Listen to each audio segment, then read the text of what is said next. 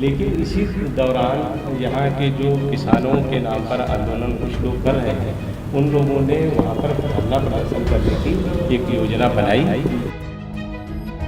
उन किसानों के बीच में छुपे हुए कुछ उपद्रवी तत्वों ने इस तरह से पत्थरबाजी की, जिसके कारण वहाँ पर वो गाड़ियाँ रुक गईं और गाड़ियों से फिर निकाल करके कार्यकर्ताओं को हमारे लाठी डंडों और तलवारों से पीट करके उनकी हत्या की गई। गाड़ियों को जला रहे हैं और उसके साथ साथ कुछ लोग ऐसे जिनकी हत्या हो गई उनको पीट कर ये भी कह रहे हैं कि तुम मंत्री जी का नाम लो, ये कहो कि उन्होंने कुचलने के लिए कहा। और साथ ही साथ जो मेरे बेटे के ऊपर एक आरोप उन्होंने लगाने का प्रयास किया, तो मेरे बेटे की भी जान चली जाती। शायद उन्होंने जो मेरी गाड़ी कार्यकर्ताओं को लेके जा रही थी उसको देख करके ही समझाओ कि मेरा बेटा इसमें है, तो उसकी हत्या करने के लिए भी हमला ये हो सकता है। राकेश टिकैत लगातार इस देश में अस्थिरता फैलाने का काम कर रहे हैं। जो लोग FIR करा रहे हैं उनको भी पता है कि ना हमारे बेटे वहाँ पर थे, ना हम, ये सारे लोगों को पता है। कार्यक्रम स्थल और घटना स्थल में 3-4 किलोमीटर की दूरी थी और जिस तरह से उन्होंने लोगों को पीट कर मारा है, अगर हमारे बेटे होते तो वो भी जीवित नहीं बचे होते। देखिए, इसमें जो है ये बहुत दुर्भाग्यपूर्ण घटना है। मैंने कल भी इस विषय में मीडिया से बहुत स्पष्ट रूप से कहा था। हमारे जो पैतृक गांव में है उसमें लगभग 40 साल से इस तरह का ये कार्यक्रम हो रहा है और ये जो तिथि है इन्हीं तिथियों में ये कार्यक्रम होता है।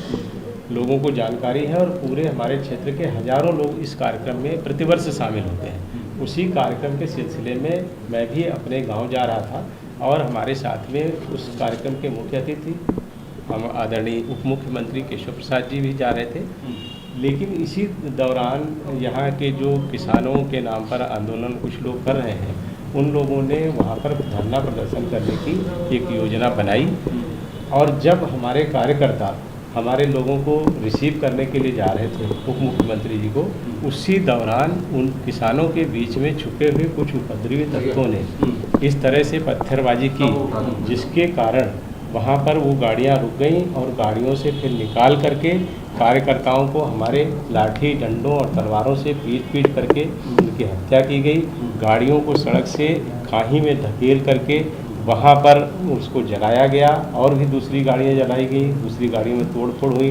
क्योंकि मैं वहाँ पर था नहीं तो पूरी घटना किस तरह से हुई ये नहीं, लेकिन हमारे कार्यकर्ताओं की हत्या हुई है और जो वहाँ से जानकारियाँ मिल रही उनके आधार पर मैंने देखा है। और जो वीडियो में स्पष्ट है कि कुछ लोग ऐसे मार रहे हैं, गाड़ियों को जला रहे हैं और उसके साथ साथ कुछ लोग ऐसे जिनकी हत्या हो गई उनको पीट कर ये भी कह रहे हैं कि तुम मंत्री जी का नाम लो, ये कहो कि उन्होंने कुचलने के लिए कहा। इस तरह की बातें भी उन लोगों ने की है। लेकिन हमारे कार्यकर्ताओं की जो हत्या हुई है वो बेहद दुखद है। उसके लिए मैं प्रशासन से यही कहूँगा और साथ ही साथ जो मेरे बेटे के ऊपर एक आरोप उन्होंने लगाने का प्रयास किया है, ये कार्यक्रम हमेशा चलता है और वो उस कार्यक्रम का अध्यक्ष है। 11 बजे से लगातार उस कार्यक्रम में थे और हजारों की भीड़ के बीच में थे। पुलिस प्रशासन, SDM, CO ऐसे सारे लोग वहाँ पर मौजूद थे, उन सब के बीच में थे। तो इस तरह के आरोप लगाना बिल्कुल झूठा और मिथ्या है कि वो उसमें शामिल थे। अगर वो होते, जिस तरह की घटना इन लोगों ने की है, जिस तरह से इन्होंने हत्याएं मानवता रहित होकर के की है, तो मेरे बेटे की भी जान चली जाती। और मुझे लगता है कि इनकी साजिश यही थी। शायद उन्होंने जो मेरी गाड़ी कार्यकर्ताओं को लेके जा रही थी उसको देख करके ही ये समझाओ कि मेरा बेटा इसमें है, तो उसकी हत्या करने के लिए भी हमला ये हो सकता है। लेकिन सर एक बात बताइए, एक मिनट रुक जाइए।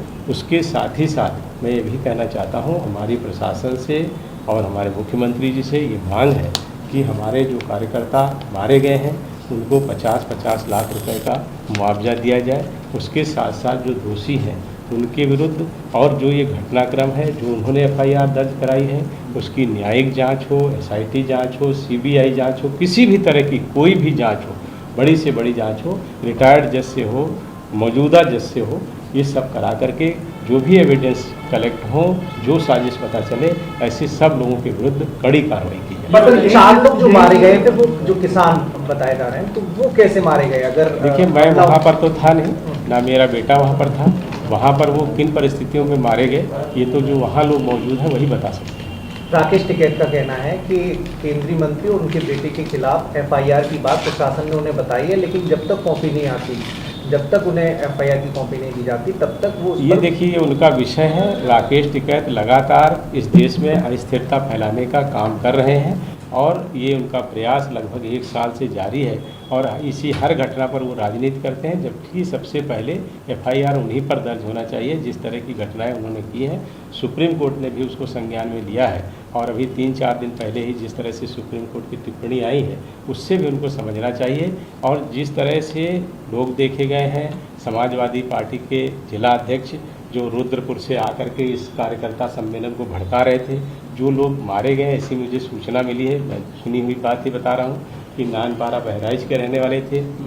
इसी तरह से पूरनपुर, पीलीभीत, इस तरह की जो साजिश करके लोग आ रहे हैं, राकेश टिकैत जी को भी देखना होगा कि किसान आंदोलन में अराजक तत्व अगर आ रहे हैं तो उसका रोकने की भी जिम्मेदारी उनकी है और उसके कारण अगर कोई घटना होती है तो राकेश टिकैत पर एफआईआर। मेरा सवाल ये सर कि आप जिस दौरान कॉन्वॉय से गुजर रहे थे, क्या इस हिंसक झड़प के पहले आपके कॉन्वॉय पर पत्थरबाजी हुई? कोई पत्थर नहीं, हमारा रूट डाइवर्ट कर दिया गया था और हम थोड़ा उससे पहले से हम लोगों को दूसरे रास्ते से घुमा दिया। क्या प्रशासन ने दौरान कोई विरोध नहीं दर्ज हुआ था? नहीं, हमारे जहाँ पर वो विरोध के लिए इकट्ठा हुए थे उस रास्ते की बजाय दूसरे रास्ते से हमको प्रशासन लेकर के कार्यक्रम स्थल पर जा रहा है। क्या प्रशासन को अंदेशा था कि इस तरह की कोई घटना घट सकती है? अब ये देखिए, इसका उचित जवाब जो यहाँ के प्रशासन के लोग हैं वो दे पाएंगे। मैं तो परसों रात में ही दिल्ली से आया हूँ, तो यहाँ की जो सारी जानकारी है वो यहाँ के प्रशासन से आप पूछें। ये जानकारी मिली कि प्रशासन ने इस कार्यक्रम को निरस्त करने की सलाह दी थी। अब अगर निरस्त करने की सलाह दी होती तो निरस्त हो ही जाता। ये तो कार्यक्रम कुछ ऐसा नहीं था, ये हमेशा से होता था और ये प्रतिवर्ष होता है और हजारों लोग शामिल थे और कार्यक्रम हुआ। ऐसा नहीं कि कार्यक्रम में वहाँ कोई पहुँचा भी नहीं। ये जो घटना स्थल है वो कार्यक्रम से लगभग 4 किलोमीटर दूर है और कार्यक्रम 11 बजे शुरू हुआ था और जब ये घटना दुखद घटना हो गई है तो उसको बाइंड अप हम लोगों ने करके समाप्त कराया, तब तक वो कार्यक्रम चल रहा था। आप गृह मंत्री भी हैं, तो क्या आपके और आपके बेटे के खिलाफ कोई एफआईआर दर्ज की गई है? पुलिस ने कोई पूछताछ? मुझे ऐसी कोई जानकारी नहीं है और इस एफआईआर का कोई औचित्य नहीं है। अगर एफआईआर दर्ज की जाती है तो गलत तथ्यों पर होगी और मेरा पूरा विश्वास अपने इन्वेस्टिगेशन पर है, अपने शासन पर है, प्रशासन पर है। जब एविडेंस कलेक्ट होंगे अपने आप स्थिति साफ होगी। मुख्यमंत्री से आपकी बातचीत जो हुई है उसमें उन्होंने क्या कहा है? मुख्यमंत्री जी से अभी हमारी बात नहीं हुई है। अच्छा, अभी हमने अपने कार्यकर्ताओं से अभी रात में हम लोग उनका पीएम वगैरह ऐसे सब करके उनकी बॉडी वगैरह को उनके घर भेजने के काम में व्यस्त रहे। अभी मैं यहाँ आया हूँ, अब मैं बात करूँगा। आपने कोई तहरीर दर्ज कराई है? कार्यकर्ताओं की आपकी मौत हुई है, उनकी क्या लाठी डंडों से पीट के मौत हुई? जी, गोली मारने से मौत हुई है? देखिए उसमें, देखिए मैं वहाँ पर था नहीं, लेकिन जो वीडियो मैंने देखा है उसमें लाठी डंडे और तलवारों से उन पर प्रहार हो रहा है। कांटे से एक को मारा गया है, वो वीडियो मैंने देखा क्योंकि मैं मौके पर तो था नहीं तो मैं पूरी घटना बता सकूं। लेकिन वहाँ पर इस तरह से कार्यकर्ताओं को मारा गया है उसके वीडियो हैं और वो सारे वीडियो में वो खून से लहूलुहान है। लगातार वो लाठियाँ इतनी दर्दनाक ढंग से मार रहे हैं कि अगर आप ही देखेंगे तो आपको लगेगा कि किस तरह से उनकी बुरी तरह से हत्या की गई है। मैं प्रशासन से मांग करता हूँ इसके खिलाफ जो भी लोग उनके विरुद्ध कार्रवाई भी हो और हमारे सोशल मीडिया पे वीडियो वायरल हो रहा है। गृह राज्य मंत्री हैं, आपको लगता है कि कहीं एक चूक हो गई है? अगर वो चूक बचाई गई, देखिए कोई भी घटना जब होती है उसके बाद बहुत सारी चीज़ें ऐसे निकल करके आती हैं कि हाँ अगर ये ना किया होता तो ना होता, या कार्यक्रम में ही हम ना जाते या वो रिसीव करने ना जाते, ऐसी बातें बहुत सारी होती हैं। लेकिन अब ये घटना हो गई है जो दुखद है और उसके खिलाफ जो लोग हैं उनकी कार्रवाई। एक वीडियो वायरल हो रहा है सोशल मीडिया पे जिसमें आपके बेटे पिस्टल को हाथ में लेकर जाते हुए दिख रहे हैं। वो किसान संगठनों का कहना है कि उसी दिन सुबह कार्यक्रम का वीडियो है। ऐसा है, देखिए कार्यक्रम स्थल पर कोई न किसान था ना वहाँ पर लोग थे और अगर वो रिवाल्वर लिए होंगे तो उनका लाइसेंसी रिवाल्वर है और वो अपनी सुरक्षा के लिए सबको रखने का अधिकार होता है। मैंने हालांकि वो वीडियो नहीं देखा है, लेकिन अगर वो लिए होंगे तो कोई अवैध रिवाल्वर थोड़े ना लिए हैं। अच्छा एक चीज़ और सर, क्या आपकी ओर से कोई तहरीर दी गई है कि आपकी पार्टी की? जी हमारे कार्यकर्ता बने, हमने तहरीर दे दी है और एफआईआर दर्ज कराने के लिए हम लोग उसमें कह रहे हैं। अभी देखिए उसमें चूँकि हम लोगों के पास वीडियो ही है, उसमें हम लोग बहुत लोगों को पहचानते नहीं हैं। अभी कुछ लोगों के नाम आए हैं जिसमें रुद्रपुर के समाजवादी पार्टी के जिला अध्यक्ष का भी नाम आया है कि एक फ़ोटो उनका था। कुछ लोग ऐसी खालिस्तान फोर्स का टी शर्ट पहने हुए लोग हैं, ऐसे सब फोटोएं वगैरह वायरल हो रही हैं। उसमें से अब लोगों को चिन्हित किया जाएगा। मैं किसी को जानता तो हूँ। रुद्रपुर से सर आपने कहा समाजवादी पार्टी के जिला अध्यक्ष की फोटो सामने आई है। हाँ। ये क्या उस प्रदर्शन में शामिल ये है? मुझे सुनने को मिला है। अच्छा। मैंने तो देखो मैं वहाँ आपने नहीं इसको था, लेकर तहरीर दी? ना मैं वहाँ था ना मेरा बेटा था, तो इसलिए मुझे ये सब एकदम जानकारी नहीं, लेकिन जो मैं फोटो में देख रहा हूँ या लोग जो मुझे बता रहे हैं उसके आधार पर मैं आपको सूचनाएं दे रहा हूँ। सर, गृह मंत्रालय से कोई फीडबैक लिया गया हो, इस मामले का कोई इनपुट लिया गया हो? नहीं, गृह मंत्रालय अब यहाँ पे प्रदेश शासन को करना है। प्रदेश सरकार अपने स्तर से सब चीज़ें कर रही है, कार्रवाई हो रही है, जांच हो रही है, और एसपी लॉ एंड ऑर्डर ऐसे सारे लोग आ गए हैं, आईजी आए थे, कमिश्नर आए थे, तो सब कार्रवाई हो रही है। आपसे आपके बेटे से कोई पूछताछ अभी तक नहीं हुई है?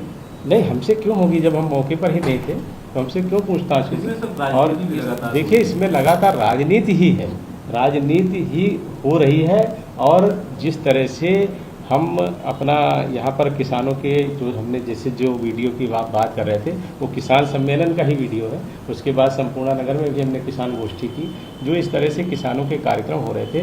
चूँकि मैं ये जानता हूँ कि केवल जो राकेश टिकैत के साथ आंदोलन कर रहे हैं वही किसान नहीं है, हम भी किसान हैं। और 99% किसान कृषि कानूनों के पक्ष में, वो 1% से भी कम का प्रतिनिधित्व कर रहे हैं, लेकिन अराजकता फैला रहे हैं। तो मैं ये गोष्ठियाँ कर रहा था, तो उससे भी उनको हो सकता है कि ऐसी चिढ़ लग रही हो कि उनका आंदोलन कमज़ोर हो रहा है, और उन्होंने इस तरह की घटना करके फंसाने का प्रयास किया। अखिलेश यादव, प्रियंका गांधी, छत्तीसगढ़ के मुख्यमंत्री भूपेश बघेल, पंजाब के सीएम और दूसरे भी राजनीतिक दल के लोग लगातार यूपी आना चाहते हैं। सरकार ने हालांकि चूंकि अराजकता ना करे इसलिए उनको रोका हुआ है। आपको लगता है कि संवेदनशील मसला है और इसको लेकर? देखिए, बिल्कुल संवेदनशील मसला है, लेकिन जो लोग संवेदनशील नहीं हैं, जिनके लिए राजनीति ही सब कुछ है, कुर्सी पर पहुंचना ही उनका लक्ष्य और रहता है, ऐसे सब लोग ऐसी दुर्भाग्यपूर्ण घटनाओं पर राजनीति करते हैं। लेकिन हमारी संवेदना है हमारे कार्यकर्ताओं के साथ, और जो किसानों के या जो में समूह में शामिल थे उन लोगों की भी मृत्यु हुई है, उनके प्रति भी हमारी संवेदना है। हम संवेदना और सहानुभूति से उनके परिवारों के साथ खड़े हैं। साथ ही साथ हमारा यह भी प्रयास होगा कि ऐसे सब लोगों को सरकार ठीक तरह से उनका मुआवजा मिले, उनके परिवार की जो भी हम मदद कर सकें उनको हम करेंगे। सर, एक आखिरी सवाल, जिस तरह से किसान संघ रहा है कि आपके बेटे की गिरफ्तारी हो और आपको इस्तीफा और अगर देखिए, इस देश में लोकतंत्र है, कानून का राज है। किसी के कहने से अभी हम कह दें कि हम भाई फला आदमी की गिरफ्तारी करो, ऐसे तो नहीं हो सकती।